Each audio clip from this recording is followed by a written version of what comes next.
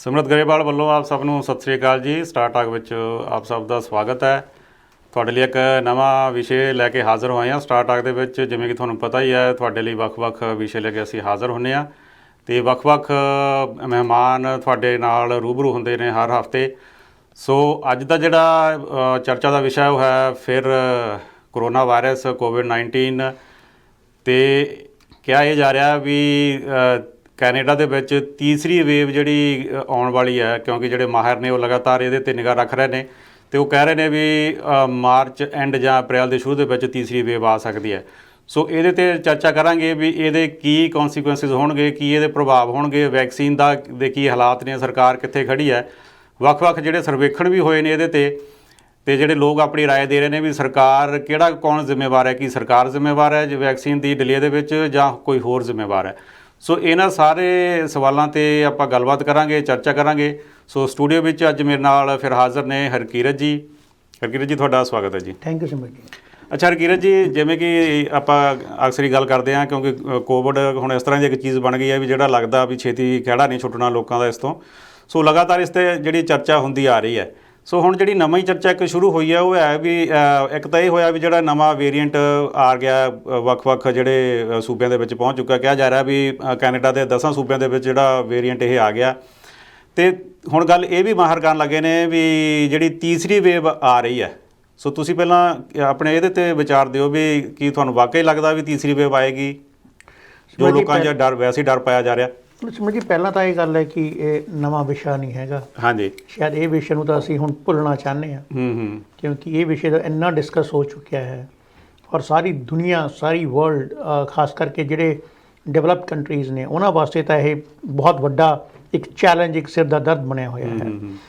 ਸੋ ਪਹਿਲਾਂ ਆਪਾਂ ਸੋਚਦੇ ਸੀ ਕਿ ਫਸਟ ਵੇਵ ਹੈ, ਫਿਰ ਉਹ ਸੈਕੰਡ ਵੇਵ ਦੀ ਆਈ ਔਰ ਹੁਣ ਥਰਡ ਵੇਵ ਦੀਆਂ ਗੱਲਾਂ ਹੋ ਰਹੀਆਂ ਨੇ।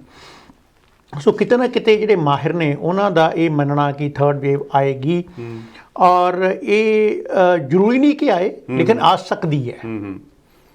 ਸੋ ਇਹਦੇ 'ਤੇ ਹਰ ਕੰਟਰੀ ਦਾ ਆਪਣਾ ਆਪਣਾ ਵਿਚਾਰ ਨੇ, ਆਪਣੇ ਆਪਣੇ ਪ੍ਰੋਗਰਾਮ ਨੇ, ਆਪਣੇ ਏਜੰਡੇ ਨੇ। ਖਾਸ ਕਰਕੇ ਜੇ ਨਾਰਥ ਅਮਰੀਕਾ ਦੀ ਆਪਾਂ ਗੱਲ ਕਰੀਏ, ਆਪਣੇ ਕੈਨੇਡਾ ਦੀ ਗੱਲ ਕਰੀਏ, ਤਾਂ ਕੈਨੇਡਾ ਦਾ ਇੱਕ ਮਿੰਟ ਡਾਕਟਰ ਜਿਹੜੇ ਫਿਜ਼ੀਸ਼ੀਅਨਸ ਨੇ, ਡਾਕਟਰ ਬਰੁਕ ਫੈਲਿਸ, ਉਹ ਕ੍ਰਿਟੀਕਲ ਕੇਅਰ ਫਿਜ਼ੀਸ਼ੀਅਨਸ ਨੇ ਟੋਰਾਂਟੋ ਦੇ, ਉਹਨਾਂ ਨੇ ਇਹ ਗੱਲ ਕਹੀ ਹੈ ਕਿ ਇਟ ਇਜ਼ ਨਾਟ ਇਨਵਿਟੇਬਲ, ਮਤਲਬ ਉਹ ਆ ਸਕਦੀ ਹੈ ਪਰ ਜ਼ਰੂਰੀ ਨਹੀਂ ਉਹ ਆਵੇ।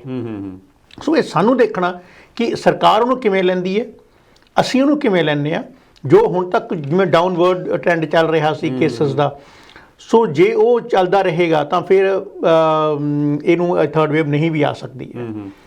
ਸੋ ਲੇਕਿਨ ਮੇਰਾ ਇਹ ਪਰਸਨਲ ਜੋ ਵਿਚਾਰ ਹੈ, ਮੰਨਣਾ ਇਹ ਗੱਲ ਮੈਂ ਸੋਚਦਾ ਹੈਗਾ ਕਿ ਸਰਕਾਰ ਨੂੰ ਚਾਹੀਦਾ ਸੀ ਇਹਨੂੰ, ਜਿੱਥੇ ਆਪਾਂ ਨੂੰ 2 ਮਹੀਨੇ 1.5 ਮਹੀਨਾ ਹੋ ਗਿਆ ਹੋਣਾ ਥਰਡ ਵੇਵ ਨੂੰ, ਸੈਕੰਡ ਵੇਵ ਨੂੰ ਆਪਾਂ ਗੱਲ ਕਰ ਰਹੇ ਹਾਂ ਔਰ ਇਹਨੂੰ ਨਜਿੱਠਣ ਦੀ ਕੋਸ਼ਿਸ਼ ਕਰ ਰਹੇ ਹਾਂ, ਇਹਦੇ ਨਾਲ ਲੜ ਰਹੇ ਹਾਂ। ਸੋ ਇਹਨੂੰ ਜੇ ਥੋੜ੍ਹਾ ਜਿਹਾ ਲਾਕਡਾਊਨ ਨੂੰ ਹੋਰ ਵਧਾਇਆ ਜਾਂਦਾ ਤਾਂ ਮੈਨੂੰ ਲੱਗਦਾ ਹੈ ਕਿ ਉਹ ਜ਼ਿਆਦਾ ਬਿਹਤਰ ਹੋਣਾ ਸੀ ਕਿ ਆਪਾਂ ਸਿਰਫ ਇੱਕ ਐਕਸਪੈਰੀਮੈਂਟ ਕਰੀਏ ਕਿ ਹੁਣ ਅਸੀਂ ਖੋਲ੍ਹ ਕੇ ਦੇਖ ਲੈਂਦੇ ਹਾਂ, 1 ਮਹੀਨਾ ਖੋਲ੍ਹਾਂਗੇ ਐਂਡ ਫਿਰ ਅਸੀਂ ਗੱਲਾਂ ਕਰ ਦਿਆਂਗੇ ਥਰਡ ਵੇਵ ਦੀਆਂ, ਕਿ third wave the end of the March ਔਰ ਫਸਟ ਵੀਕ ਆਫ ਅਪ੍ਰੈਲ ਦੇ ਵਿੱਚ ਥਰਡ ਵੇਵ ਹਿੱਟ ਕਰੇਗੀ। ਸੋ ਅਸੀਂ ਆਪਣੀ ਕੈਲਕੂਲੇਸ਼ਨ ਇਸ ਤਰ੍ਹਾਂ ਲਾਈਆਂ ਨੇ ਕਿ ਅਸੀਂ ਇਹ 22 ਤਰੀਕ ਨੂੰ ਸਾਰਾ ਕੁਝ ਖੋਲ੍ਹ ਦਿੰਦੇ ਹਾਂ। ਓਨਟਾਰੀਓ ਦੀ ਵੀ ਆਪਾਂ ਗੱਲ ਕਰੀਏ ਤਾਂ ਸਾਨੂੰ ਇਨਫੈਕਟ ਹੋਣ ਨੂੰ, ਸਾਰਾ ਕੁਝ ਕਰਨ ਨੂੰ, ਲੋਕਾਂ ਨੂੰ ਇੰਟਰਮਿੰਗਲ ਕਰਦੇ ਹੋਏ ਨੂੰ 4 ਵੀਕ ਲੱਗਣਗੇ। ਉਸ ਤੋਂ ਬਾਅਦ ਜੇ ਉਹ ਕੇਸਿਸ 6000 ਤੋਂ ਦੇ ਕਰੀਬਨ ਹੋ ਜਾਣਗੇ ਤੇ ਫਿਰ ਅਸੀਂ ਉਹਨਾਂ ਨੂੰ ਥਰਡ ਵੇਵ ਕਹਿ ਲਾਂਗੇ। So that is not a right way ਜੇ ਆਪਾਂ ਦੇਖਿਆ ਜਾਵੇ। ਠੀਕ ਹੈ। ਸੋ ਜੇ ਇਹਨੂੰ ਆਪਾਂ ਹੌਲੀ ਹੌਲੀ ਸਟੈਪ ਬਾਏ ਸਟੈਪ ਇਹਨੂੰ ਖੋਲ੍ਹਦੇ, ਸਟੈਪ ਬਾਏ ਸਟੈਪ ਜਿਹੜੀਆਂ ਰਿਸਟ੍ਰਿਕਸ਼ਨਸ ਨੂੰ ਲਾਗੂ ਵੀ ਰਹਿਣ ਦਿੰਦੇ ਔਰ ਇਹਨੂੰ ਆਪਾਂ ਖੋਲ੍ਹਦੇ ਵੀ, ਤਾਂ ਉਹਨੂੰ ਆਪਾਂ ਇਹ ਨਹੀਂ ਕਹਿ ਸਕਾਂਗੇ ਫਿਰ ਆਉਣੀ ਹੀ ਆਉਣੀ ਹੈ। ਪਰ ਦੇਖੋ ਹਰਕੀਰਤ ਜੀ, ਦੋਨੇ ਤਰ੍ਹਾਂ ਆ। ਜੇ ਆਪਾਂ ਦੇਖੀਏ ਸਰਕਾਰ ਦੇ ਪ੍ਰੋਸਪੈਕਟਿਵ ਤੋਂ, ਸਰਕਾਰ ਇਹ ਵੀ ਦੇਖ ਰਹੀ ਹੈ ਵੀ ਜਿੱਥੇ ਲੋਕਾਂ ਨੂੰ ਇਸ ਚੀਜ਼ ਤੋਂ ਬਚਾਉਣਾ ਹੈ ਕੋਵਿਡ ਤੋਂ, ਉਸ ਦੇ ਨਾਲ ਉਹ ਇਹ ਵੀ ਚਾਹੁੰਦੇ ਨਹੀਂ ਵੀ ਜਿਹੜੇ ਬਿਜ਼ਨਸ ਨੇ ਉਹ ਵੀ ਠੱਪ ਨਾ ਹੋਣ, ਜਿਹੜੀ ਇਕੋਨਮੀ ਆ ਥੋੜ੍ਹੀ ਬਹੁਤੀ ਲਗਾਤਾਰ ਚੱਲਦੀ ਰਹੇ। ਸੋ ਦੋਨੇ ਤਰ੍ਹਾਂ ਹੀ ਹੈ। ਮਾਹਰ ਜਿੱਥੇ ਇਹ ਕਹਿ ਰਹੇ ਨੇ ਵੀ ਸਰਕਾਰ ਜਿਹੜੀ ਇਹ ਲਾਕਡਾਊਨ ਨੂੰ ਚੱਕਣ ਦੇ ਵਿੱਚ ਛੇਤੀ ਕਰ ਰਹੀ ਹੈ, ਅਤੇ ਦੂਸਰੇ ਪਾਸੇ ਸਰਕਾਰ ਦਾ ਇਹ ਵੀ ਤਰਕ ਹੈ ਵੀ ਅਸੀਂ ਬਿਲਕੁਲ ਜਿਹੜੀ ਇਕੋਨਮੀ ਨਹੀਂ ਠੱਪ ਕਰਨੀ ਚਾਹੁੰਦੇ। ਬਿਲਕੁਲ। ਉੱਥੇ ਫਿਰ ਜਿਹੜਾ ਸਾਡਾ ਆਪਣਾ ਇੱਕ ਪਬਲਿਕ ਦਾ ਜਿਹੜਾ ਹੈ ਨਾ ਫਰਜ਼, ਉਹ ਸਾਹਮਣੇ ਆ ਜਾਂਦਾ। ਸਾਨੂੰ ਸਾਡੀ ਰਿਸਪੌਂਸਿਬਿਲਿਟੀ ਬਹੁਤ ਹੀ ਧਿਆਨ ਨਾਲ ਸਮਝਣੀ ਚਾਹੀਦੀ ਹੈ ਔਰ ਸਾਨੂੰ ਉਹਨੂੰ ਫੋਲੋ ਕਰਨਾ ਚਾਹੀਦਾ ਜੋ ਰੂਲ ਹੈ ਨੇ, ਕਿਉਂਕਿ ਇੱਕ ਤਰੀਕਾ ਹੈ ਕਿ ਇਕਨੋਮੀ ਵੀ ਸਾਡੀ ਚੱਲਦੀ ਰਹੇ ਔਰ ਅਸੀਂ ਵੀ ਇਸ ਚੀਜ਼ ਤੋਂ ਬਚੇ ਰਹੇ। ਸੋ ਇਹ ਚੀਜ਼ ਬਹੁਤ ਇੰਪੋਰਟੈਂਟ ਹੈ। ਹੁਣ ਤੱਕ ਜਿੰਨਾ ਅਸੀਂ ਇਹ ਚੀਜ਼ ਨੂੰ ਧਿਆਨ ਨਾਲ ਚੱਲੇ ਹਾਂ, ਆਪਾਂ ਸਾਰਾ ਕੁਝ ਕੀਤਾ, ਸੋ ਤਾਂ ਹੀ ਇਸ ਲੈਵਲ ਤੇ ਆਈਆਂ ਨਾ ਕਿ ਸਾਡੇ ਜਿਹੜੇ ਕੇਸਿਸ ਇੰਨੇ ਡਰੈਸਟਿਕਲੀ ਜਿਹੜੇ ਚੇਂਜ ਹੋਏ ਨੇ ਔਰ ਡਾਊਨਵਰਡ ਟ੍ਰੈਂਡ ਆਇਆ, ਔਰ ਹੁਣ ਆਪਾਂ ਨੂੰ ਲੱਗਿਆ ਕਿ ਇਹਨੂੰ ਖੋਲ੍ਹ ਦਈਏ। ਸੋ ਜੇ ਉਹ ਖੋਲ੍ਹਣਗੇ, ਸਰਕਾਰ ਦਾ ਫਰਜ਼ ਬਣਦਾ ਕਿ ਆਪਣੀ ਇਕਨੋਮੀ ਨੂੰ ਸਾਂਭਣ, ਲੇਕਿਨ ਨਾਲ ਦੀ ਨਾਲ ਸਾਡਾ ਆਪਣਾ ਫਰਜ਼ ਬਣਦਾ ਕਿ ਅਸੀਂ ਇਕਨੋਮੀ ਦੇ ਨਾਲ ਨਾਲ ਆਪਣੇ ਆਪ ਨੂੰ ਵੀ ਸਾਂਭੀਏ। ਸੋ ਇਸ ਕਰਕੇ ਮੇਰਾ ਪਰਸਨਲ ਵਿਚਾਰ ਹੈ, ਮੈਂ ਸਭ ਨੂੰ ਇਹ ਗੱਲ ਗੁਜ਼ਾਰਿਸ਼ ਵੀ ਕਰਨਾ ਚਾਹਾਂਗਾ ਕਿ ਠੀਕ ਹੈ, ਜੇ ਖੁੱਲ੍ਹ ਵੀ ਜਾਂਦਾ ਤਾਂ ਉਹਨੂੰ ਇਹ ਨਾ ਸੋਚੋ ਕਿ ਹੁਣ ਅਸੀਂ ਇਸ ਤੋਂ ਦੂਰ ਚਲੇ ਗਏ ਹਾਂ। ਸਾਡਾ ਉਹ ਫਰਜ਼ ਬਣਦਾ ਕਿ ਜਿਹੜੇ ਸਾਡੀ ਇੰਸਟਰਕਸ਼ਨਸ ਨੇ ਗਵਰਨਮੈਂਟ ਦੇ, ਉੱਦਾਂ ਹੀ ਫੋਲੋ ਕਰੀਏ ਔਰ ਸਾਡੇ ਬੱਚਿਆਂ ਨੂੰ ਵੀ ਆਪਾਂ ਉਸ ਤਰ੍ਹਾਂ ਹੀ ਉਹਨਾਂ ਨੂੰ ਸਿਖਾਈਏ ਕਿ ਕਿੱਦਾਂ ਫੋਲੋ ਕਰਨੀਆਂ ਨੇ ਉਹ ਚੀਜ਼ਾਂ। ਪਰ ਗੱਲ ਉਹੀ ਆ ਹਰਕੀਰਤ ਜੀ, ਕਿਉਂਕਿ ਤਕਰੀਬਨ ਪਿਛਲਾ ਪੂਰਾ ਸਾਲ ਇਸੇ ਚੀਜ਼ 'ਚ ਲੰਘ ਗਿਆ, ਲੋਕਡਾਊਨ ਲੱਗ ਗਿਆ, ਲੋਕਡਾਊਨ ਖੁੱਲ੍ਹ ਗਿਆ, ਫਿਰ ਦੁਬਾਰਾ ਲੋਕਡਾਊਨ ਲੱਗ ਗਿਆ, ਹੁਣ 2021 ਆ ਗਿਆ, 2021 ਦਾ ਵੀ ਦੂਸਰਾ ਮਹੀਨਾ ਅੱਧਾ ਲੰਘ ਚੁੱਕਾ ਹੈ ਅਤੇ ਇਹ ਵੀ ਅਜੇ ਲੋਕਡਾਊਨ ਦੇ ਵਿੱਚ ਹੀ ਲੰਘ ਗਿਆ ਹੈ। ਸੋ ਜਿਹੜੇ ਆਮ ਲੋਕ ਨੇ ਜਿਹੜੇ ਘਰਾਂ 'ਚ ਬੈਠੇ ਨੇ ਉਹ ਬੜੇ ਫਰਸਟ੍ਰੇਟਡ ਨੇ, ਜਿਹੜੀਆਂ ਮੈਂਟਲ ਇਲਨੈਸਿਸ ਬੜੀਆਂ ਵੱਧ ਰਹੀਆਂ ਨੇ। ਸੋ ਲੋਕ ਕਹਿ ਰਹੇ ਨੇ ਵੀ ਜੋ ਹੋਊਗਾ ਦੇਖੀ ਜਾਊਗਾ, ਵੀ ਲੋਕਡਾਊਨ ਸਰਕਾਰ ਨੂੰ ਚੱਕ ਦੇਣਾ ਚਾਹੀਦਾ। ਨਹੀਂ, ਦੇਖੋ ਬਿਲਕੁਲ ਚੱਕ ਦੇਣਾ ਚਾਹੀਦਾ, ਇੱਕ ਅਲੱਗ ਗੱਲ ਹੈ। ਦੋ ਹੋਊਗਾ ਦੇਖਿਆ ਜਾਊਗਾ, ਉਹ ਬਿਲਕੁਲ ਨਹੀਂ ਐਕਸੈਪਟੇਬਲ ਹੈ। ਕਿਉਂਕਿ ਇਹਦੇ ਵਿੱਚ ਦੇਖੋ, ਜਦੋਂ ਆਮ ਆਪਾਂ ਲੋਕਾਂ ਨਾਲ ਗੱਲ ਕਰਦੇ ਨਾ, ਉਹ ਅੱਜ ਕੱਲ੍ਹ ਹੁਣ ਇਹ ਗੱਲ ਕਹਿਣ ਲੱਗ ਪਏ ਨੇ ਵੀ ਇਹ ਸਰਕਾਰਾਂ ਦੀ ਬਣਾਈ ਹੋਈ ਚੀਜ਼ ਹੈ ਜੀ, ਉਹਨਾਂ ਖਤਰਨਾਕ ਨਹੀਂ ਗਾ ਜਿੰਨਾ ਸਰਕਾਰਾਂ ਨੇ ਬਣਾ ਦਿੱਤਾ ਹੈ। ਦੇਖੋ ਜੀ, ਗੱਲ ਇਹ ਕਿ ਥੋੜ੍ਹਾ ਜਿਹਾ ਸਿਮਰਤ ਜੀ ਇਹਦੇ 'ਚ ਫਰਕ ਹੈ। ਹਾਂਜੀ, ਜੇ ਹੁਣ ਆਪਾਂ ਥਰਡ ਵਰਲਡ ਕੰਟਰੀਜ਼ ਦੀ ਗੱਲ ਕਰੀਏ, back home India, Pakistan, Sri Lanka, Nepal, ਇਹਨਾਂ ਦੀ ਆਪਾਂ ਗੱਲ ਕਰੀਏ ਤਾਂ ਉੱਥੇ ਕੋਈ ਲੋਕ ਇਸ ਚੀਜ਼ ਨੂੰ ਸਮਝ ਹੀ ਨਹੀਂ ਰਿਹਾ ਹੈ। ਸੋ ਕਿਤੇ ਨਾ ਕਿਤੇ ਇਸ ਚੀਜ਼ ਦੇ ਵਿੱਚ ਸਾਡੀ ਇਮਿਊਨ ਪਾਵਰ ਦੇ ਵਿੱਚ, ਸਾਡੇ ਸਿਸਟਮ ਦੇ ਵਿੱਚ ਬਹੁਤ ਜ਼ਿਆਦਾ ਡਿਫਰੈਂਸ ਹੈ। ਅਸੀਂ ਇੱਥੇ ਕੀ ਹੈ, ਅਸੀਂ ਆਪਣਾ ਜਿਹੜਾ ਸਾਡਾ ਇਮਿਊਨ ਸਿਸਟਮ ਹੈ, ਔਰ ਖਾਸ ਕਰਕੇ ਅਸੀਂ ਨਾਰਥ ਪੋਲ ਦੇ ਨੇੜੇ ਹੋਣ ਦੇ ਕਰਕੇ ਜਿਹੜੀ ਸਾਡੀਆਂ ਜਿਹੜੀ ਓਜ਼ੋਨ ਲੇਅਰ ਹੈ ਉਹਦੇ 'ਚ ਵੀ ਬੜਾ ਫਰਕ ਹੈ ਕਿ ਸਾਨੂੰ ਉਹ ਕਿਵੇਂ ਨਾ ਕਿਵੇਂ ਵਿਟਾਮਿਨ ਡੀ, ਖਾਸ ਕਰਕੇ ਜਿਹੜੀ ਸਨਲਾਈਟ ਹੈ, ਉਹ ਨਹੀਂ ਮਿਲਦੀ ਹੈਗੀ ਹੈ। ਸੋ ਇਹਦੇ ਆਪਾਂ ਗੱਲ ਕਰੀਏ ਕਿ ਸਿਰਫ ਇੱਕ ਮੁੱਦੇ ਨੂੰ, ਇੱਕ ਪੱਖ ਨੂੰ ਲੈ ਕੇ ਆਪਾਂ ਇਸ ਤੋਂ ਗੱਲ ਨਹੀਂ ਕਰ ਸਕਦੇ, ਇੱਕ ਰੀਜ਼ਨ ਨੂੰ ਲੈ ਕੇ ਗੱਲ ਨਹੀਂ ਕਰ ਸਕਦੇ ਹੈਗੇ। ਲੇਕਿਨ ਇੱਥੇ ਉਹ ਡਿਫਰੈਂਟ ਹੈ ਬਿਲਕੁਲ। ਇੱਥੇ ਜਿਹੜੀਆਂ ਡਿਜ਼ੀਜ਼ਸ ਨੇ ਉਹਨਾਂ ਦਾ ਫੈਲਣ ਦਾ ਤਰੀਕਾ ਡਿਫਰੈਂਟ ਹੈ। ਉਹਨਾਂ ਨੂੰ ਜਿਹੜੇ ਆਮ ਲੋਕ ਹੈ ਨੇ, ਉਹਨਾਂ ਨੂੰ ਉਹ ਸਸਟੇਨ ਕਰਨ ਦਾ, ਉਹਨਾਂ ਨੂੰ ਸਾਂਭਣ ਦਾ ਤਰੀਕਾ ਡਿਫਰੈਂਟ ਹੈ। ਇੱਕ ਹੋਰ ਗੱਲ ਹੈ ਹਰਕੀਰਤ ਜੀ, ਭਾਰਤ ਤੇ ਕੈਨੇਡਾ ਦੇ ਜਿਹੜਾ ਵਾਤਾਵਰਣ ਦਾ ਬੜਾ ਵੱਡਾ ਫਰਕ ਹੈ। ਬਿਲਕੁਲ, ਮੈਂ ਉਹ ਇਸੇ ਗੱਲ ਤੇ ਹੀ ਆ ਰਿਹਾ ਕਿ ਜਿਹੜੇ ਇੱਥੇ ਬਜ਼ੁਰਗ ਨੇ, ਇੱਥੇ ਜਿਹੜੇ ਹੁਣ ਆਪਣੇ ਕੰਟਰੀ ਇਸ ਵਿੱਚ ਕੀ ਹੈ ਕਿ ਬਹੁਤ ਸਾਰੀ ਜਿਹੜੇ ਪਰਸੈਂਟੇਜ ਆਫ ਦਾ ਜਿਹੜੇ ਐਲਡਰਲੀ ਪੀਪਲ ਨੇ, ਜਿਹੜਾ ਮੇਨਲੀ ਹਿੱਟ ਕਰ ਰਿਹਾ ਉਹਨਾਂ ਨੂੰ ਕਰ ਰਿਹਾ ਬਿਲਕੁਲ ਓਲਡ ਹੋਮਸ ਦੇ ਵਿੱਚ ਹਿੱਟ ਕਰ ਰਿਹਾ ਹੈ, ਜਦਕਿ ਉੱਥੇ ਇਸ ਚੀਜ਼ ਦਾ ਕੋਈ ਦੇਖਣ ਨੂੰ ਨਹੀਂ ਮਿਲ ਰਿਹਾ। ਹਾਂਜੀ। ਸੋ ਕਹਿਣ ਦਾ ਭਾਵ ਇਹ ਹੈ ਕਿ ਆਪਾਂ ਕਦੇ ਕੰਪੇਅਰ ਨਾ ਕਰੀਏ ਕਿ ਜੇ ਉਹ ਬਹੁਤ ਸਹੀ ਚੱਲ ਰਿਹਾ ਜਾਂ ਉੱਥੇ ਪਾਪੂਲੇਸ਼ਨ ਦੇ ਸਹੀ ਡਾਟਾ ਨਹੀਂ ਮਿਲ ਰਹੇ ਹੈਗੇ। ਮੇਨਲੀ ਕਿ ਉੱਥੇ ਜੇ ਸਹੀ ਆਪਾਂ ਨੂੰ ਡਾਟਾ ਨਹੀਂ ਮਿਲ ਰਿਹਾ ਹੈਗਾ ਤਾਂ ਸਾਨੂੰ ਉਹਦੇ ਸਹੀ ਕੌਨਸਿਕੁਐਂਸਿਸ ਦਾ ਪਤਾ ਨਹੀਂ ਲੱਗ ਰਿਹਾ ਹੈ। ਹੁਣ ਉੱਥੇ ਜਿੰਨੀਆਂ ਵੀ ਬਿਮਾਰੀ ਹੋ ਰਹੀ ਹੈ ਜਾਂ ਜੋ ਵੀ ਜਿਸ ਤਰ੍ਹਾਂ ਮੌਤਾਂ ਹੋ ਰਹੀਆਂ ਹੋਣਗੀਆਂ ਜਾਂ ਜੋ ਵੀ ਇਨਫੈਕਸ਼ਨ ਫੈਲ ਰਿਹਾ ਹੋਊਗਾ, ਜੇ ਤੁਸੀਂ ਉਹਨੂੰ ਟੈਸਟ ਹੀ ਨਹੀਂ ਕਰੋਗੇ, ਉਹਨੂੰ ਆਮ ਜਨਤਾ ਦੇ ਸਾਹਮਣੇ ਲੈ ਕੇ ਹੀ ਨਹੀਂ ਆਓਗੇ, ਆਪਾਂ ਨੂੰ ਪਤਾ ਕਿਵੇਂ ਲੱਗੇਗਾ ਵੀ ਇਸ ਨੂੰ ਕਿੰਨਾ ਸੀਵੀਅਰਟੀ ਉਹਦੀ ਕੀ ਹੈ, ਕਿੰਨਾ ਸੀਵੀਅਰ ਹੈ ਜਾਂ ਕਿੰਨਾ ਲਾਈਟ ਹੈ, ਜਾਂ ਉਹਦਾ ਕੀ ਅਸਰ ਹੈ ਬਾਕੀ ਆਮ ਜਨਤਾ ਦੇ। ਸੋ ਇੱਥੇ ਜਿਹੜੀ ਟੈਸਟਿੰਗ ਸਿਸਟਮ ਹੈ ਉਹ ਬਹੁਤ ਸਟਰੋਂਗ ਹੈ, ਡੇਟਾ ਬਹੁਤ ਐਕੂਰੇਟ ਨੇ। ਇਹ ਸਾਰਾ ਕੁਝ ਦੇਖ ਕੇ ਆਪਾਂ ਨੂੰ ਇੱਥੇ ਐਗਜ਼ੈਕਟ ਚੀਜ਼ ਫਿਗਰ ਨਜ਼ਰ ਆ ਰਹੀ ਹੈ, ਉੱਥੇ ਆਪਾਂ ਨੂੰ ਫਿਗਰ ਨਜ਼ਰ ਨਹੀਂ ਆ ਰਹੀਆਂ ਹੈਗੀਆਂ। ਸੋ ਆਪਾਂ ਸੋਚਦੇ ਹਾਂ ਨਹੀਂ ਜੀ ਉੱਥੇ ਤਾਂ ਕੁਝ ਹੋ ਹੀ ਨਹੀਂ ਰਿਹਾ ਹੈਗਾ, ਇਸ ਤਰ੍ਹਾਂ ਨਹੀਂ ਹੈ ਬਿਲਕੁਲ। ਸੋ ਕਈ ਬਹੁਤ ਸਾਰੇ ਰੀਜ਼ਨਸ ਨੇ, ਬਹੁਤ ਸਾਰੀਆਂ ਪੱਖ ਦੇਖ ਕੇ ਆਪਾਂ ਇਹਦਾ ਕੰਕਲੂਜਨ ਕੱਢ ਸਕਦੇ ਹਾਂ। ਆਪਾਂ ਸਿਰਫ ਇਸ ਕਰਕੇ ਨਹੀਂ ਕੱਢ ਸਕਦੇ ਕਿ ਇਹ ਸਰਕਾਰ ਦੇ ਬਣਾਏ ਹੋਏ ਚੀਜ਼ਾਂ ਨੇ, ਔਰ ਜੇ ਸਰਕਾਰ ਦੀ ਬਣਾਈ ਹੋਈ ਚੀਜ਼ ਆਪਾਂ ਮੰਨ ਵੀ ਲਈਏ, ਸਪੋਜ਼ ਜਿੱਦਾਂ ਤੁਸੀਂ ਕਹਿ ਰਹੇ ਹੋ, ਲੇਕਿਨ ਇਹਦਾ ਮਤਲਬ ਕਿ ਇੱਕ ਸਰਕਾਰ ਬਣਾਊਗੀ, ਦੋ ਸਰਕਾਰ ਬਣਾਏਗੀ, ਤਿੰਨ ਸਰਕਾਰ ਬਣਾਏਗੀ, ਸਾਰੀ ਵਰਲਡ ਦੀਆਂ ਸਰਕਾਰ ਤਾਂ ਇਹਨੂੰ ਬਣਾ ਨਹੀਂ ਸਕਦੀਆਂ ਹੈਗੀਆਂ। ਨਹੀਂ, ਇਹੀ ਮੈਂ ਜਦੋਂ ਆਮ ਆਪਾਂ, ਕਿਉਂਕਿ ਮੇਰੇ ਆਪਣੇ ਨਹੀਂ ਗੇ ਇਹ ਵੀ ਸਰਕਾਰਾਂ ਦੀ ਹੈ, ਕਿਉਂਕਿ ਆਮ ਲੋਕਾਂ ਨਾਲ ਜਦੋਂ ਗੱਲ ਕਰਦੇ ਆ ਉਹ ਹਮੇਸ਼ਾ ਇਹੀ ਕਹਿੰਦੇ ਨੇ ਵੀ ਜੀ ਸਰਕਾਰਾਂ ਦਾ ਬਣਾਇਆ ਹੋਇਆ ਹੈ। ਪਰ ਉਹੀ ਮੈਂ ਵੀ ਕਈ ਵਾਰੀ ਇਹੀ ਤਰਕ ਦਿੰਦਾ ਵੀ ਚਲੋ ਇੱਕ ਸਰਕਾਰ ਦਾ ਹੋ ਸਕਦਾ, ਵੀ ਹੁਣ ਦੁਨੀਆ ਦੇ ਇੰਨੇ 200 ਤੋਂ ਵੱਧ ਦੇਸ਼, ਉਹਨਾਂ ਦਾ ਤਾਂ ਨਹੀਂ ਹੋ ਸਕਦਾ, ਕਿਉਂਕਿ ਹਰੇਕ ਦੇਸ਼ ਦੇ ਵਿੱਚ ਹੁਣ ਇਹ ਫੈਲਿਆ ਹੋਇਆ ਹੈ। ਬਿਲਕੁਲ ਦੂਸਰੀ ਗੱਲ ਹੈ ਕਿ ਇੱਕ ਸਰਕਾਰ ਸੋਚਦੀ ਕਿ ਠੀਕ ਹੈ ਸਾਡੀ ਇਕਨੋਮੀ ਨੂੰ ਅਸੀਂ ਸਸਟੇਨ ਕਰ ਸਕਦੇ ਹੈਗੇ, ਲੇਕਿਨ 200 ਜਿਹੜੀ ਕੰਟਰੀ ਹੈ ਨੇ ਉਹ ਤਾਂ ਨਹੀਂ ਸਸਟੇਨ ਕਰ ਸਕਦੇ ਹੈਗੇ। ਸਾਰੀ ਵਰਲਡ ਏਵੀਏਸ਼ਨ ਇੰਡਸਟਰੀ ਨੂੰ ਦੇਖੋ ਤੁਸੀਂ, ਸਭ ਤੋਂ ਜਿਹੜੀ ਵੱਡੀ ਟੂਰਿਜ਼ਮ ਇੰਡਸਟਰੀ ਨੂੰ ਦੇਖੋ ਤੁਸੀਂ, ਯੂਰਪ ਦੇਖੋ, ਯੂਰਪ ਦੇ ਜਿੰਨੇ ਮੇਨ ਜਿਹੜੇ ਕੰਟਰੀ ਹੈ ਨੇ, France, Germany, Italy, UK, Spain, ਇਹ ਸਾਰੇ, ਟਰਕੀ, ਇਹ ਸਾਰੇ ਡਿਪੈਂਡ ਕਾਹਦੇ ਤੇ ਸੀ? ਬਿਲਕੁਲ ਟੂਰਿਜ਼ਮ ਇਹ ਸਾਰੇ ਟੂਰਿਜ਼ਮ ਤੇ ਡਿਪੈਂਡ ਸੀ। ਸੋ ਉਹ ਬੈਂਕਰਪਟ ਹੋਣ ਦੀ ਕਗਾਰ ਤੇ ਆਏ ਹੋਏ ਨੇ। ਸੋ ਕੋਈ ਵੀ ਜਿਹੜੀ ਸਰਕਾਰ ਹੈ ਉਹ ਚਾਹੇਗੀ ਕਿ ਉਹ ਬੈਂਕਰਪਟ ਹੋ ਜਾਵੇ। ਈਵਨ ਇੰਗਲੈਂਡ ਬਾਰੇ ਇਹ ਕਿਹਾ ਜਾ ਰਿਹਾ, ਜਿਹੜੀਆਂ ਨਵੀਆਂ ਰਿਪੋਰਟਸ ਆ ਰਹੀਆਂ ਨੇ ਵੀ ਇੰਗਲੈਂਡ ਦੇ ਜੋ ਹਾਲਾਤ ਨੇ ਇਸ ਟਾਈਮ ਉੱਥੇ ਦੀ ਇਕਨੋਮੀ ਦੇ, ਉਹ ਜਿਹੜੇ 19ਵੀਂ ਦੇ ਸ਼ੁਰੂ ਦੇ ਵਿੱਚ ਸੀਗੇ ਉਸ ਤਰ੍ਹਾਂ ਦੇ ਹਾਲਾਤ ਬਣਦੇ ਜਾ ਰਹੇ ਨੇ। ਬਿਲਕੁਲ। ਔਰ ਦੂਸਰੀ ਗੱਲ ਇਹ ਹੈ ਕਿ ਮੈਂ ਸ਼ਾਇਦ ਤੁਹਾਨੂੰ ਯਾਦ ਹੋਣਾ ਕਿ ਅੱਜ ਤੋਂ 6 ਮਹੀਨੇ ਪਹਿਲਾਂ ਮੈਂ ਵੇਰੀਐਂਟ ਦੀ ਗੱਲ ਕੀਤੀ ਸੀ। ਹਾਂਜੀ। ਕਿ ਮੈਂ ਗੱਲ ਕੀਤੀ ਸੀ ਕਿ ਕਿੱਦਾਂ ਇਹ ਮਿਊਟੇਸ਼ਨ ਹੋ ਕੇ ਜਿਹੜਾ ਵਾਇਰਸ ਆਪਣੇ ਆਪ ਨੂੰ ਡਿਫਰੈਂਟ ਆਪਣੀ ਸ਼ੇਪ ਦੀ ਗੱਲ, ਆਪਣੇ ਸਟਰਕਚਰ ਨੂੰ ਡਿਫਰੈਂਟ ਕਰ ਸਕਦਾ ਹੈ। ਸੋ ਉਹ ਅੱਜ ਗੱਲਾਂ ਤੁਹਾਡੇ ਸਾਹਮਣੇ ਨਜ਼ਰ ਆ ਰਹੀਆਂ ਨੇ। ਬਿਲਕੁਲ। ਸੋ ਜਿਹਨਾਂ ਵੀ ਥੋੜਾ ਬਹੁਤ ਮੈਡੀਕਲ ਲਾਈਨ ਦੀ ਜਾਂ ਮੈਡੀਕਲ ਦਾ ਤੁਹਾਨੂੰ ਉਹਨਾਂ ਨੂੰ ਨੌਲੇਜ ਹੈ ਤਾਂ ਉਹ ਉਸ ਚੀਜ਼ ਨੂੰ ਸਮਝ ਸਕਦੇ ਹੋਣਗੇ। ਲੇਕਿਨ ਸਾਡੇ ਇੱਥੇ ਕੀ ਹੈ ਕਿ ਕੋਈ ਵੀ ਜਿਹੜਾ ਮਾਹਿਰ ਹੈ ਉਹਨੂੰ ਸਰਕਾਰ ਵੱਲੋਂ ਜਾਂ ਕਿਸੇ ਵੱਲੋਂ ਕੋਈ ਵੀ ਸਟੇਟਮੈਂਟ ਦੇਣ ਦੀ ਇਜਾਜ਼ਤ ਨਹੀਂ ਹੈਗੀ ਕਿ ਕੱਲ ਨੂੰ ਤੁਸੀਂ ਇਹ ਸਟੇਟਮੈਂਟ ਦੇ ਕੇ ਲੋਕਾਂ ਨੂੰ ਡਰਾ ਰਹੇ ਹੋ ਜੀ, ਇਹ ਗੱਲ ਹੋ ਰਹੀ ਹੈ। ਪਿਛਲੇ ਦਿਨਾਂ ਵਿੱਚ ਇਹ ਵੀ ਗੱਲਾਂ ਸਾਹਮਣੇ ਆਈਆਂ ਸੀ ਵੀ ਭਾਵੇਂ ਕਿ ਸਰਕਾਰ ਇਹ ਕਹਿ ਰਹੀ ਵੀ ਜਿਹੜੇ ਅਸੀਂ ਮਾਹਰਾਂ ਦੀ ਰਾਏ ਦੇ ਨਾਲ ਚੱਲ ਰਹੇ ਹਾਂ, ਸਿਹਤ ਮਾਹਰਾਂ ਦੀ ਰਾਏ ਦੇ ਨਾਲ ਚੱਲ ਰਹੇ ਹਾਂ, ਪਰ ਬਹੁਤ ਸਾਰੇ ਜਿਹੜੇ ਸਿਹਤ ਮਾਹਰ ਸੀ ਉਹਨਾਂ ਨੇ ਇਹ ਖਦਸ਼ੇ ਵੀ ਜ਼ਾਹਿਰ ਕੀਤੇ ਵੀ ਜਿਹੜੀਆਂ ਸਰਕਾਰਾਂ ਨੇ ਆਪਣੀਆਂ ਮਨਮਰਜ਼ੀਆਂ ਕਰ ਰਹੀਆਂ ਨੇ, ਸਾਡੀ ਗੱਲ ਘੱਟ ਸੁਣ ਰਹੀਆਂ ਨੇ, ਆਪਣੇ ਹਿਸਾਬ ਦੇ ਨਾਲ ਜਿਹੜਾ ਇਸ ਨੂੰ ਜ਼ਿਆਦਾ ਕੰਮ ਕਰ ਰਹੀਆਂ ਨੇ। ਹਾਂਜੀ। ਸੋ ਜਿਵੇਂ ਹੁਣ ਨਵਾਂ ਵੇਰੀਐਂਟ ਜਿਹੜਾ ਆਇਆ ਹੈ, ਹੁਣ ਉਹ ਵੇਰੀਐਂਟ ਜਿਹੜਾ ਕੈਨੇਡਾ ਦੇ 10 ਦੇ 10 ਪ੍ਰੋਵਿੰਸਸ ਵਿੱਚ ਪਹੁੰਚ ਚੁੱਕਿਆ। ਇੱਕ ਭਾਵੇਂ ਇੱਕ ਜਾਂ ਦੋ ਉਹਦੇ ਜੋ ਕੇਸਿਸ ਨਜ਼ਰ ਆਏ ਨੇ। ਹਾਂਜੀ। ਇਸ ਤਰ੍ਹਾਂ ਹੀ ਜਿਵੇਂ ਹੁਣ ਜੇ ਨਵਾਂ ਹੋਰ ਵੇਰੀਐਂਟ ਜਿਹੜੇ ਹੈ ਨੇ ਉਹ ਬ੍ਰਾਜ਼ੀਲ ਤੋਂ, ਸਾਊਥ ਅਫਰੀਕਾ ਤੋਂ ਜਿਹੜੇ ਵੇਰੀਐਂਟ ਨੇ ਉਹ ਵੀ ਨਜ਼ਰ ਆ ਰਹੇ ਨੇ। ਬਿਲਕੁਲ। ਸੋ ਇਹਨੂੰ ਰੋਕਣਾ ਜੇ ਆਪਾਂ ਕਹੀਏ ਇੰਨੀ ਸਾਡੀਆਂ ਜਿਹੜੀਆਂ ਕੋਸ਼ਿਸ਼ਾਂ ਦੇ ਬਾਵਜੂਦ ਵੀ ਰੋਕਣਾ ਬੜਾ ਮੁਸ਼ਕਿਲ ਹੈ। ਹਾਂ, ਇਹਨੂੰ ਆਪਾਂ ਕਿੱਦਾਂ ਆਪਣੇ ਆਪ ਨੂੰ ਬਚਾ ਸਕਦੇ ਹਾਂ ਉਹ ਸਭ ਤੋਂ ਇੰਪੋਰਟੈਂਟ ਹੈ। ਅੱਛਾ ਹਰਕਿਰਤ ਜੀ, ਆਪਾਂ ਇੱਕ ਛੋਟੀ ਜਿਹੀ ਬ੍ਰੇਕ ਲੈ ਲਈਏ, ਉਸ ਤੋਂ ਬਾਅਦ ਫਿਰ ਇਸ ਤੇ ਇਸੇ ਤਰ੍ਹਾਂ ਹੀ ਚਰਚਾ ਜਿਹੜੀ ਜਾਰੀ ਰੱਖਾਂਗੇ। ਇੱਕ ਛੋਟੀ ਜਿਹੀ ਬ੍ਰੇਕ, ਤੁਸੀਂ ਨਹੀਂ ਕਿਤੇ ਜਾਣਾ, ਤੁਸੀਂ ਦੇਖਦੇ ਰਹੋ star talk Punjab star TV ਤੇ। ਉਸ ਤੋਂ ਬਾਅਦ ਫਿਰ ਤੁਹਾਡੇ ਨਾਲ ਵਾਪਸ ਆਉਂਦੇ ਹਾਂ ਬ੍ਰੇਕ ਤੋਂ ਬਾਅਦ।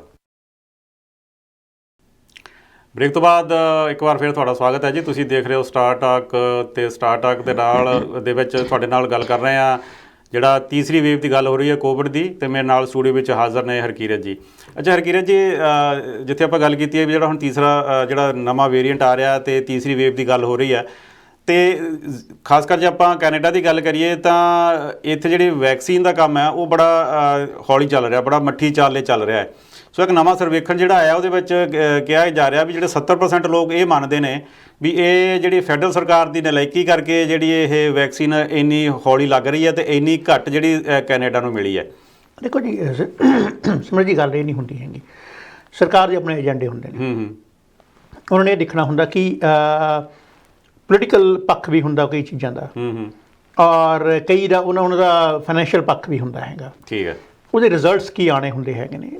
ਸਰਕਾਰ ਔਰ ਜਿਹੜੇ ਕਿ ਸਿਹਤ ਮਾਹਿਰ ਨੇ ਉਹ ਦੋਨੇ ਇਕੱਠੇ ਮਿਲ ਕੇ ਗੱਲ ਡਿਸਾਈਡ ਕਰਦੇ ਨੇ, ਲੇਕਿਨ ਅਲਟੀਮੇਟਲੀ ਜਿਹੜਾ ਡਿਸੀਜਨ ਹੁੰਦਾ ਉਹ ਸਰਕਾਰ ਦਾ ਹੁੰਦਾ। ਪਰ ਦੇਖੋ ਇਹਦੇ ਵਿੱਚ ਆਪਾਂ ਜੇ ਹਰਕਿਰਤ ਜੀ ਗੱਲ ਕਰੀਏ, ਜਿੰਨੇ ਵੀ ਹੁਣ ਡਿਵੈਲਪ ਕੰਟਰੀ ਨੇ ਜਿੱਥੇ ਜਿੱਥੇ ਜਿਹੜੀ ਵੈਕਸੀਨ ਪਹੁੰਚੀ ਹੈ, ਜਿਹਦੇ ਗੱਲ ਕਰੀਏ ਅਮਰੀਕਾ ਹੋ ਗਿਆ, ਇੰਗਲੈਂਡ, ਇਜ਼ਰਾਈਲ ਅਤੇ ਹੋਰ ਜਿਹੜੇ ਯੂਰਪ ਦੇ ਕੰਟਰੀਜ਼ ਨੇ, ਫਰਾਂਸ ਅਤੇ ਜਰਮਨੀ ਵਗੈਰਾ, ਉਹ ਆਪਣੇ ਲੋਕਾਂ ਨੂੰ ਵੈਕਸੀਨ ਲਾਉਣ 'ਚ ਕੈਨੇਡਾ ਨੂੰ ਕਿਤੇ ਅੱਗੇ ਨੇ। ਕੋਈ 20% ਅੱਗੇ ਹੈ, ਕੋਈ 40, ਕੋਈ 50, ਅਤੇ ਕੈਨੇਡਾ ਹਜੇ 2-3% 'ਤੇ ਘੁੰਮ ਰਿਹਾ। ਉਹੀ ਗੱਲ ਹੈ, ਕਿਤੇ ਨਾ ਕਿਤੇ ਸਰਕਾਰ ਦੀ ਇਹਦੇ 'ਤੇ ਆਪਾਂ ਕਹਿ ਸਕਦੇ ਹਾਂ ਕਿ ਉਹਨਾਂ ਦੀ ਇੰਪਲੀਮੈਂਟ ਕਰਨ ਸਟ੍ਰੈਟਜੀ ਉਹ ਦੇਰੀ ਹੋਈ ਹੈ। ਮਤਲਬ ਤੁਸੀਂ ਇਹਨੂੰ ਕੁਤਾਹੀ ਨਹੀਂ ਸਮਝਦੇ? ਕੁਤਾਹੀ ਦੀ ਗੱਲ ਨਹੀਂ ਹੁੰਦੀ ਹੈਗੀ ਹੈ। ਕਈ ਵਾਰ ਇਹ ਹੁੰਦਾ ਕਿ ਇਹ ਸੋਚਣ 'ਚ ਕਿ ਕਿਤੇ ਉਸ ਚੀਜ਼ ਨੂੰ ਦੇਖਣ 'ਚ ਕਿ ਇਹਦੇ ਨੈਗੇਟਿਵ ਇਫੈਕਟਸ ਕੀ ਨੇ, ਕਿ ਬੈਨੀਫਿਟ ਠੀਕ ਹੈ ਹਰ ਚੀਜ਼ ਦਾ ਹੈ ਨੇ, ਕਿ ਕਿਤੇ ਦੇ ਨੈਗੇਟਿਵ ਇਫੈਕਟਸ ਕੀ ਹੋ ਸਕਦੇ ਨੇ, ਜਾਂ ਇਹਨੂੰ ਫਾਈਨੈਂਸ਼ੀਅਲ ਇਫੈਕਟ ਕੀ ਹੋ ਸਕਦੇ ਨੇ, ਜਾਂ ਕਿੱਥੋਂ ਆ ਰਿਹਾ ਹੋ, ਪਹਿਲਾਂ ਕਿਹਨੇ ਆਰਡਰ ਪਲੇਸ ਕੀਤਾ ਹੈ, ਔਰ ਫਿਰ ਡਿਲੀਵਰੀ ਆਫ ਦਾ ਜੋ ਪ੍ਰੋਡਕਟ ਹੈ ਉਹ ਚੀਜ਼ ਹੁੰਦੀ ਹੈ। ਸੋ ਜਿਵੇਂ ਫਾਈਜ਼ਰ ਦੀ ਆਈ ਹੈ, ਮੋਡਰਨਾ ਦੀ ਜਿਹੜੀ ਵੀ ਚੀਜ਼ ਆਈਆਂ ਨੇ, ਪਹਿਲਾਂ ਉਹਨੂੰ ਕਿਹੜੇ ਕੰਟਰੀ ਨੇ ਪਹਿਲਾਂ ਉਹਨਾਂ ਨੂੰ ਆਰਡਰ ਪਲੇਸ ਕੀਤਾ ਸੀ, ਉਹਨਾਂ ਨੇ ਕਿੱਦਾਂ ਪਹਿਲਾਂ ਇਹਨਾਂ ਨੂੰ ਕਿਹਾ ਸੀ ਵੀ ਅਸੀਂ ਕਿੰਨੇ ਟਾਈਮ ਬਾਅਦ ਇਹਨੂੰ ਡਿਲੀਵਰ ਕਰਾਂਗੇ। ਫਿਰ ਇਹਨਾਂ ਦੀ ਅੱਗੇ ਕਿ ਅਸੀਂ ਕਿਸ ਟਾਈਮ ਪਰ ਫਸਟ ਅਸੀਂ ਇੰਸਟਾਲਮੈਂਟ ਆਏਗੀ ਅਤੇ ਫਸਟ ਜਿਹੜਾ ਇੰਜੈਕਸ਼ਨ ਲੱਗੇਗਾ, ਔਰ ਫਿਰ ਉਹ ਸੈਕਿੰਡ ਜਿਹੜੀ ਆਏਗੀ, ਸੈਕਿੰਡ ਇੰਸਟਾਲਮੈਂਟ ਕਦ ਆਏਗੀ। ਇਹ ਸਾਰੀਆਂ ਗੱਲਾਂ ਨੂੰ ਦੇਖਦਾ ਹੁੰਦਾ ਹੈ। ਹਾਂ, ਸਰਕਾਰ ਨੂੰ ਇਹ ਚੀਜ਼ ਚਾਹੀਦਾ ਸੀ ਕਿ ਉਹ ਸਭ ਤੋਂ ਪਹਿਲਾਂ ਜਾ ਕੇ ਇਸ ਚੀਜ਼ ਨੂੰ ਇਹ ਦੇਖਦੇ ਕਿ ਸਾਡੀ ਪਲਾਨ ਕੀ ਹੈ। ਸਰਕਾਰ ਦੀ ਤਾਂ ਇਹਦੇ 'ਤੇ ਵੀ ਆਲੋਚਨਾ ਹੋ ਰਹੀ ਹੈ ਵੀ ਕੈਨੇਡਾ ਕੋਲ ਆਪਣੀ ਵੈਕਸੀਨ ਬਣਾਉਣ ਦਾ ਸਾਰਾ ਇਨਫਰਾਸਟ੍ਰਕਚਰ ਵੀ ਸੀ, ਸਾਰਾ ਕੁਝ ਸੀਗਾ, ਪਰ ਸਰਕਾਰ ਨੇ ਉਸ ਵੱਲ ਧਿਆਨ ਹੀ ਨਹੀਂ ਦਿੱਤਾ ਵੀ ਬਾਹਰੋਂ ਜਿਹੜੀ ਵੈਕਸੀਨ ਮੰਗਵਾਉਣ ਬਾਰੇ ਵਧੇਰੇ ਗੱਲ ਕੀਤੀ। ਦੇਖੋ, ਕਈ ਨਾ ਇਹ ਗੱਲ ਦੇ ਕਿਤੇ ਨਾ ਕਿਤੇ ਤਾਂ ਸਰਕਾਰ ਕੈਟਾਗਰੀ 'ਚ ਖੜੀ ਹੈ ਇਸ ਚੀਜ਼ ਦੇ ਵਿੱਚ, ਉਹਨੂੰ ਇਹ ਜਵਾਬ ਦੇਣੇ ਪੈਣਗੇ, ਜਾਂ ਇਹਦੇ ਜਿਹੜੇ ਕੌਨਸੀਕੁਐਂਸਿਸ ਨੇ ਉਹ ਉਹਨੂੰ ਭੁਗਤਣੇ ਵੀ ਪੈਣਗੇ। ਇੱਥੇ ਮੈਂ ਇੱਕ ਹੋਰ ਗੱਲ ਐਡ ਕਰਨੀ ਚਾਹੁੰਦਾ, ਤੁਹਾਡੇ ਵੀ ਉੱਤੇ ਵਿਚਾਰ ਲੈਂਦੇ ਆ ਵੀ ਸਰਕਾਰ ਨੇ ਪੈਸੇ ਵੰਡਣ ਤੋਂ ਇਲਾਵਾ ਇਸ ਪੈਂਡੈਮਿਕ ਨੂੰ, ਇਸ ਮਹਾਮਾਰੀ ਨੂੰ ਨਜਿੱਠਣ ਦੇ ਵਿੱਚ ਲੋਕਾਂ ਦਾ ਇਹ ਮੰਨਣਾ ਹੈ ਵੀ ਬੜੀ ਜਿਹੜਾ ਮੱਠੀ ਚਾਲ ਨਾਲ ਕੰਮ ਕੀਤਾ ਹੈ। ਸਿਮਰਤ ਜੀ, ਜਿਹੜਾ ਪੈਸੇ ਵੰਡਣ ਦਾ ਕੰਮ ਉਹ ਇਸ ਕਰਕੇ ਵਧੀਆ ਤਰੀਕੇ ਨਾਲ ਹੋਇਆ ਕਿ ਕਿਤੇ ਨਾ ਕਿਤੇ ਪੋਲੀਟੀਕਲ ਮਾਈਲੇਜ ਵੀ ਤਾਂ ਲੈਣੀ ਹੁੰਦੀ ਹੈ।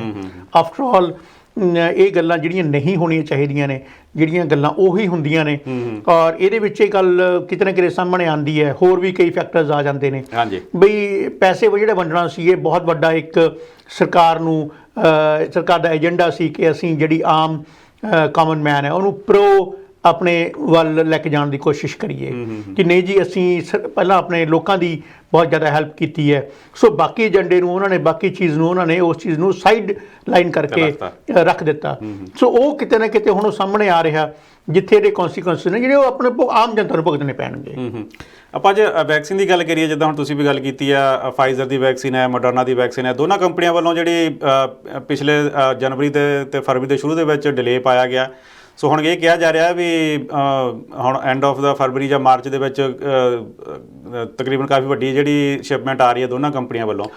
ਬਾਵਜੂਦ ਇਸ ਦੇ ਆਪਣੇ ਪ੍ਰਧਾਨ ਮੰਤਰੀ ਜਸਟਿਨ ਟਰੂਡੋ ਨੇ ਭਾਰਤ ਦੇ ਨਾਲ ਗੱਲ ਕੀਤੀ ਹੈ, ਨਰਿੰਦਰ ਮੋਦੀ ਉਹਨਾਂ ਦੇ ਨਾਲ, ਵੀ ਸਾਨੂੰ ਜਿਹੜੀ ਐਸਟਰਾਜੈਨੇਕਾ ਦੀ ਵੈਕਸੀਨ ਤਿਆਰ ਹੋਈ ਹੈ ਉਹਦੀ ਸਾਨੂੰ ਸ਼ਿਪਮੈਂਟ ਉਹ ਚਾਹੀਦੀ ਹੈ ਤੁਹਾਡੇ ਇੰਡੀਆ ਕੋਲੋਂ। ਸੋ ਉਹਦੇ ਬਾਰੇ ਤੁਸੀਂ ਕੀ ਕਹਿਣਾ ਚਾਹੁੰਦੇ? ਦੇਖੋ ਜੀ, ਪਹਿਲੀ ਗੱਲ ਤਾਂ ਇਹ ਵੀ ਇੱਕ ਪੋਲੀਟੀਕਲ ਮੁੱਦਾ ਬਣ ਗਿਆ। ਜਦ ਟਰੂਡੋ ਸਾਹਿਬ ਗੱਲ ਨਹੀਂ ਕਰ ਰਹੇ ਸੀ, ਜਦ ਕਹਿੰਦੇ ਸੀ ਕਿ ਨਹੀਂ ਟਰੂਡੋ ਸਾਹਿਬ ਨੂੰ ਗੱਲ ਕਰਨੀ ਚਾਹੀਦੀ ਹੈ, ਜਦ ਉਹਨਾਂ ਨੇ ਗੱਲ ਕੀਤੀ ਹੈ ਤਾਂ ਹੁਣ ਕਹਿੰਦੇ ਜੀ ਉਹਨਾਂ ਨੇ ਕਿਉਂ ਕੀਤੀ ਹੈ, ਔਰ ਕੀਤੀ ਵੀ ਹੈ। ਇੰਡੀਆ ਦਾ ਵਰਜਨ ਕੁਝ ਹੋਰ ਹੈ ਕਿ ਆਹ ਗੱਲ ਹੋਈ ਹੈ, ਔਰ ਕੈਨੇਡਾ ਵਰਜਨ ਕੁਝ ਹੋਰ ਹੈ ਕਿ ਉਹਨੇ ਕੀ ਗੱਲ ਕੀਤੀ ਹੈ। ਸੋ ਜਿਹੜੀ ਐਕਚੁਅਲ ਗੱਲ ਹੋਈ ਹੋਣੀ ਹੈ ਉਹ ਤਾਂ ਟਰੂਡੋ ਸਾਹਿਬ ਨੂੰ ਔਰ ਮੋਦੀ ਸਾਹਿਬ ਨੂੰ ਹੀ ਪਤਾ ਗੱਲ। ਹਾਂਜੀ, ਬਿਲਕੁਲ ਠੀਕ ਹੈ ਨਾ। ਸੋ ਉਹ ਔਰ ਫਿਰ ਸਭ ਤੋਂ ਵੱਡੀ ਗੱਲ ਹੈ ਕਿ ਕੈਨੇਡਾ ਦੇ ਕੁਝ ਬਹੁਤ ਸਾਰੇ ਇਹੋ ਜਿਹੀ ਪਰਸੈਂਟੇਜ ਆਫ ਪੀਪਲ ਹੈ ਨੇ ਜਿਹੜੇ ਇਹ ਸੋਚਦੇ ਨੇ ਕਿ ਇਹ ਕਿੱਦਾਂ ਪੋਸੀਬਲ ਹੋ ਸਕਦਾ ਕਿ ਥਰਡ ਵਰਲਡ ਤੋਂ ਆਵੇ ਔਰ ਵੈਕਸੀਨ ਉਹ ਸਾਨੂੰ ਆ ਕੇ ਇੱਥੇ ਲਾਉਣ। ਕੈਨੇਡਾ ਵਰਗੇ ਦੇਸ਼ ਦੇ ਵਿੱਚ ਜਿਹੜਾ ਕਿੰਨਾ ਵਿਕਸਿਤ ਹੈ ਕਿ ਔਰ ਉਹਦੇ ਤੇ ਉਹਨਾਂ ਨੂੰ ਵਿਸ਼ਵਾਸ ਕਿੰਨਾ ਕੁ ਹੈ, ਉਹ ਉਸ ਤੋਂ ਫੇਥ ਨਹੀਂ ਕਰ ਪਾ ਰਹੇ ਹੋਣਗੇ ਕਿ ਠੀਕ ਹੈ ਜੀ, ਉਹ ਇਸ ਚੀਜ਼ ਨੂੰ ਐਕਸੈਪਟ ਨਹੀਂ ਕਰ ਪਾ ਰਹੇ ਕਿ ਉਹ ਵੈਕਸੀਨ ਕੰਮ ਕਰੇਗਾ।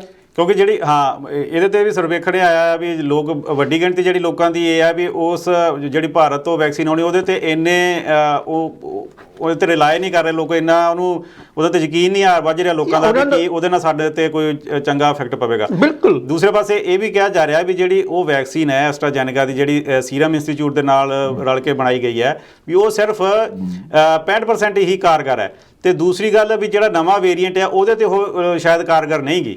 ਦੇਖੋ ਉਹੀ ਗੱਲ ਹੈ ਨਾ ਕਿ ਉਹਦੇ ਰਿਲਾਇਬਿਲਿਟੀ ਦੇ ਕੁਐਸਚਨ ਜਦ ਉੱਠ ਰਹੇ ਨੇ ਤਾਂ ਫਿਰ ਜਿਹੜੇ ਲਵਾਉਣ ਦੀ ਗੱਲ ਕਰਨਗੇ, ਜੇ ਤੁਸੀਂ ਪਹਿਲਾਂ ਹੀ ਕਿਸੇ 'ਤੇ ਵਿਸ਼ਵਾਸ ਨਹੀਂ ਕਰ ਰਹੇ ਤਾਂ ਤੁਹਾਨੂੰ ਇਹ ਕੀ ਵਿਸ਼ਵਾਸ ਹੋਊਗਾ ਕਿ ਮੈਨੂੰ ਇਹ ਬਚਾਏਗੀ ਜਾਂ ਮੈਨੂੰ ਇਹ ਵੈਕਸੀਨ ਕਾਰਗਰ ਹੋਊਗਾ।